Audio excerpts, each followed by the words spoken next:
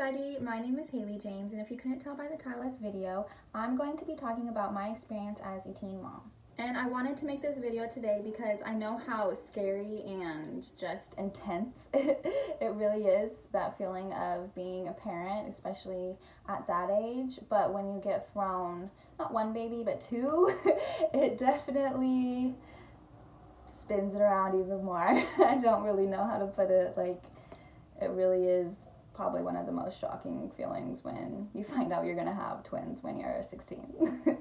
So I guess without further ado, I will get into this video and talk about it. So like I said, I got pregnant when I was 16. I got pregnant a few months before I turned 17. So I was in my junior year of high school, and like most juniors, I was trying to figure out what college I wanted to go to, trying to figure out just what I wanted to do post-graduation because, you know, obviously my senior year was coming up. I did not think that my senior year would involve being a mom, a first-time mom to my twins, but it's what it was. So actually on the day I found out I was pregnant, I came home early from school because I just knew, like, I knew I was pregnant. I knew something was going on and that I wasn't feeling super good.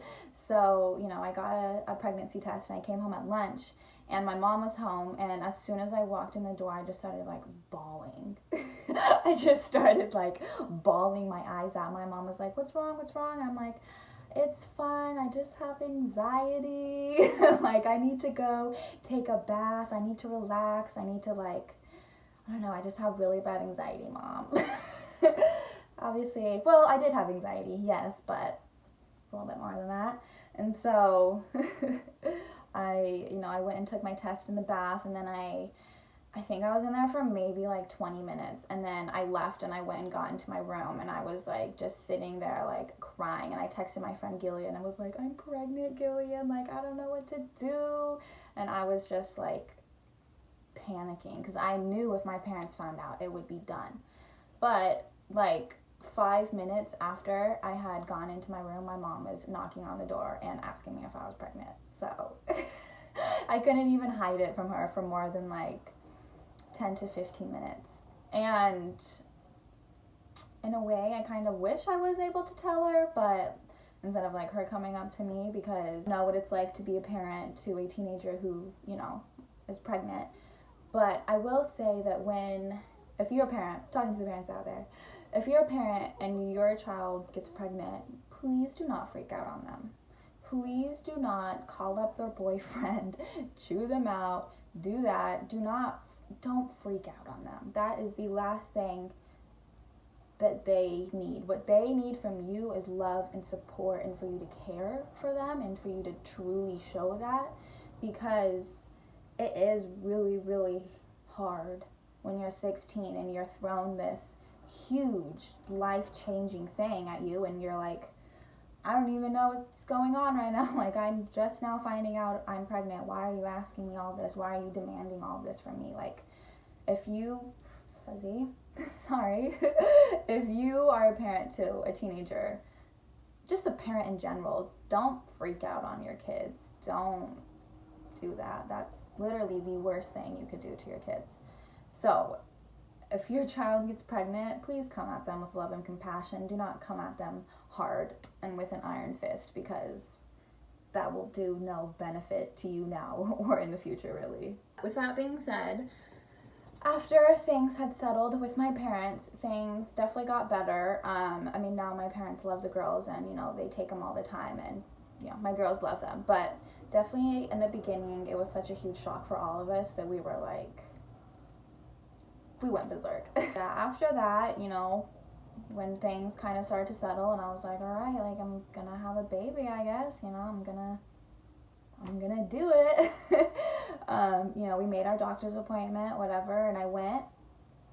And I don't know about other people's OBGYNs, but my OBGYN, the first appointment is just like a family history. They take your blood test, see how like actually far along you are, all of that. So a few days later, I get a call back from her, and she's like, or from her nurse, and her nurse is like, you need to come back in for an ultrasound. And I was like, an ultrasound? And she was like, yeah, your HCG levels are way higher than what they should be at this gestation. So we want to make sure we have your due date right, or and just everything's good with your baby. And I was like, okay, like what could happen if, you know, my HCG levels are so high? She's like, well, you know, your due date could be off. You could have what's called a molar pregnancy, which is when a tumor grows instead of like a baby. Like, I'm not sure exactly how it all is, but I know that it's like a fertilized egg will turn into a tumor instead of a baby. So that could have been the issue, or, you know, I could have had twins. And I knew for a fact that there was absolutely no way that I was further along than I was. Like, I knew there was no way I was further along than I was. So, you know, I knew that, okay, I probably have twins. And lo and behold, of course, the day comes and there they are, right up on the screen. I think my mind, when I first saw them pop up on the screen, my mind just like went completely blank. Like, I didn't even know I didn't even know what to think, because I was like, those are two babies in my stomach, like those are in me. And so to think that, like, not only am I 16, am I gonna be a mom, I'm gonna have 2 kids, like, that was just mind-boggling to me. But, you know, after things had settled again with the fact that I'm gonna have not 1 baby but 2, you know, I started to get excited because, I don't know, I think it's fun to be able to grow up with a sibling and to be able to be a twin. Like, that's so cool. Carrying 1 baby alone for my body can kind of be a lot, but especially 2, like, that's insane that I was able to carry twins. Almost full term for monodi twins, which is the type of twin they are. They're identical twins, so that means that they're in 1 placenta, but they're in different amniotic sacs. And when you have twins like that, monodi twins, it is more risky. There's a few different types of twins. I'm not going to get all into the details, but especially identical twins, they are like the riskiest twins to carry because, you know, they share a placenta, and that's a lot for 2 babies to rely on. But the only like really complications that I had throughout the whole entire pregnancy was that I'd pass out if I stood up for too long. Around 15, 16 weeks, I had to quit my job because I worked at like a fast food place, so I was constantly on my feet, but I would be passing, like, I would just get super dizzy and be like, oh my god, like, I need to pass out, like, or I need to pass out, I need to sit down. I would have to sit down a bunch, and just, it was really, really interfering with my work, and I was just not able to work very well. And so it actually ended up coming down to a day where I did pass out and fall, and I was like, okay, I'm gonna quit my job. That was the only thing. It kind of sucked too, because that meant that I really had to be just in bed the whole time and kind of sitting a lot, which was fine because I was pregnant during winter, but I do wish that I was able to be a little bit more active when I was pregnant, but what can you do? And I didn't start to really have like preterm labor complications and some other fluid complications with the girls until like the very end, like probably a month or 2 before they were born. Like, my pregnancy, I got really, really lucky that I had a really healthy twin pregnancy for the most part. It's around 30-ish weeks, I started to have some issues with their fluid. One of the babies, their fluid was starting to get lower than the other, and it seems kind of like maybe something called twin-to-twin transfusion was happening, which is when one twin takes from the other. Since my pregnancy was so late on in the pregnancy that the fluid level started to get kind of funky,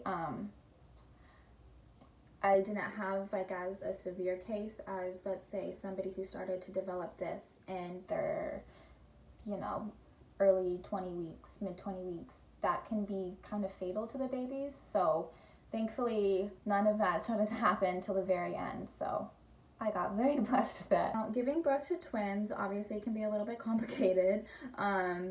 You know, a lot of factors really do play into it, like what positions the babies are in, what types of twins they're in, you know,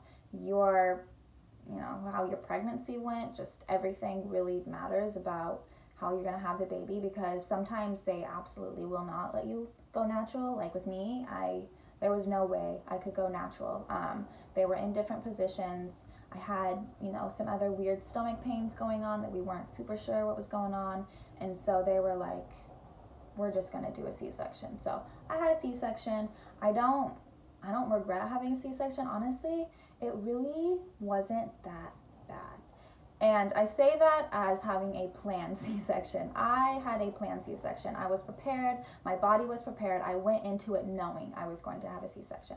And so that definitely played a big role in my recovery, is because I knew this was going to happen. You know, an emergency C-section is very, very, very different from a planned one, because an emergency one, you know, your body's been laboring, you're tired, you're exhausted, you're so frazzled by birth, and then you're having major surgery. That's completely different than a planned one. So when they were born, Anna, she cried as soon as she came out. She was fine. She, you know, she screamed her head off. So I knew she was good.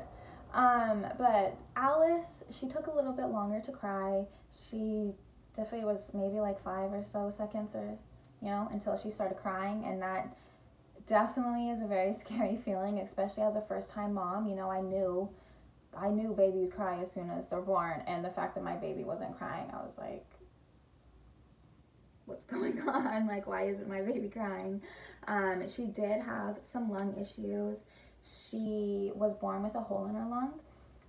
It's called a pneumothorax, and it caused her lung to partially collapse. I don't think they never fully collapsed, but they definitely were like starting to when they caught it. So she had to have like tubes all up in her side, and she was hooked up to so many wires. She was intubated. She had a feeding tube. She was just a complete full textbook NICU baby. And that's really scary, especially as a parent. I mean, you don't ever want to worry about your kid like that. I mean, we all worry about our kids, but to worry about your kid's health and if they're gonna make it or not is really scary. The girls were in the NICU for about 2 months.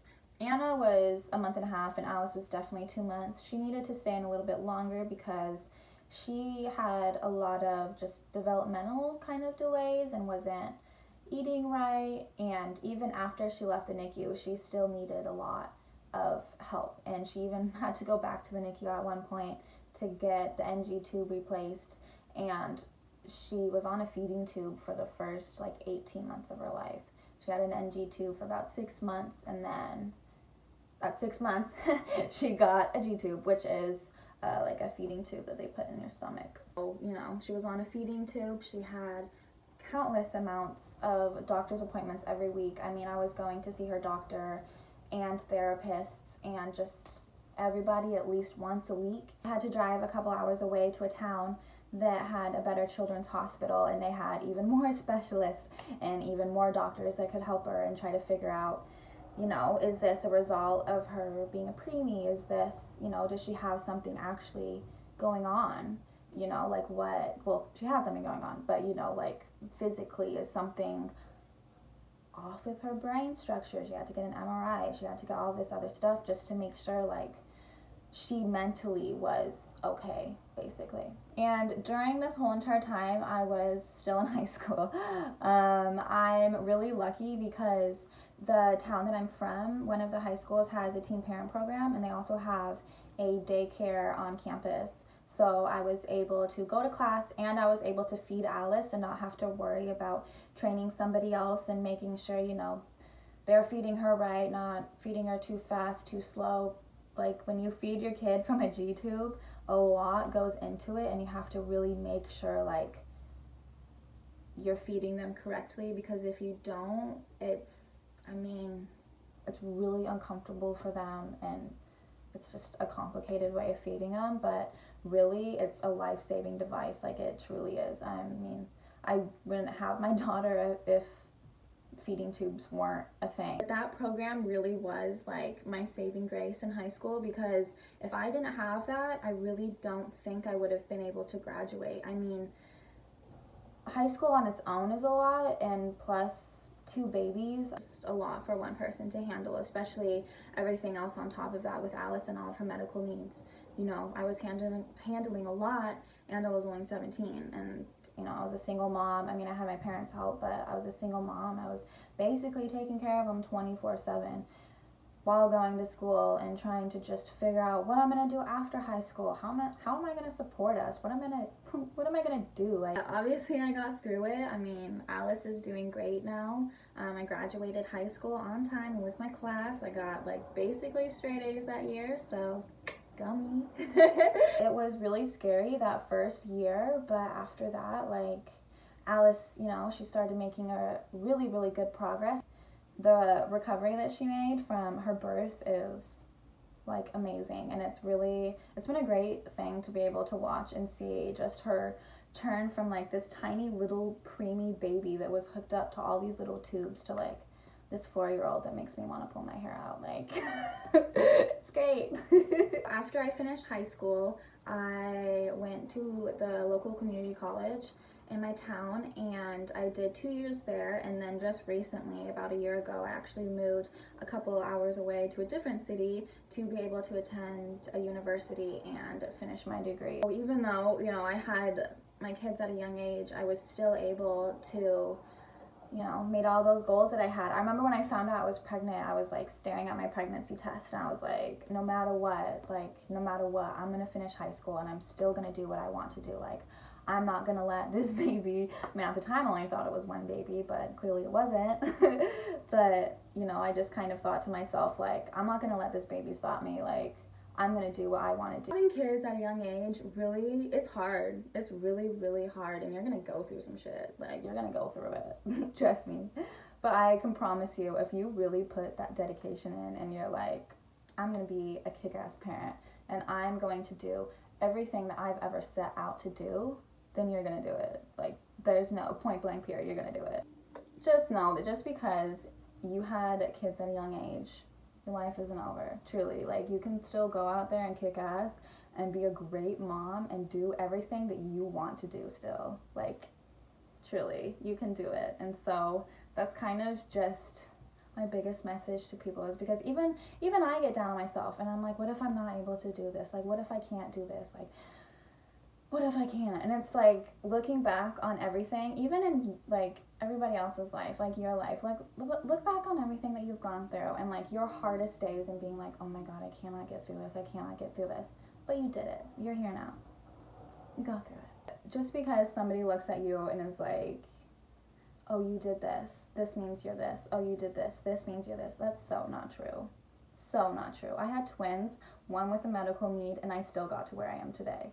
Like, you can do whatever you need to do. So, with that being said, I hope you guys enjoyed this video, and if you like it, please like, and don't be afraid to reach out. Like, I really do want to help other teen parents who are in a similar situation as me, because I know how scary it can be, and I just, you know, I know that feeling, and I know how alone it can be. And so, just know you're not alone, and if you need somebody to talk to, you can always talk to me. So, thank you guys so much for watching, and I hope you guys have a great day. Bye.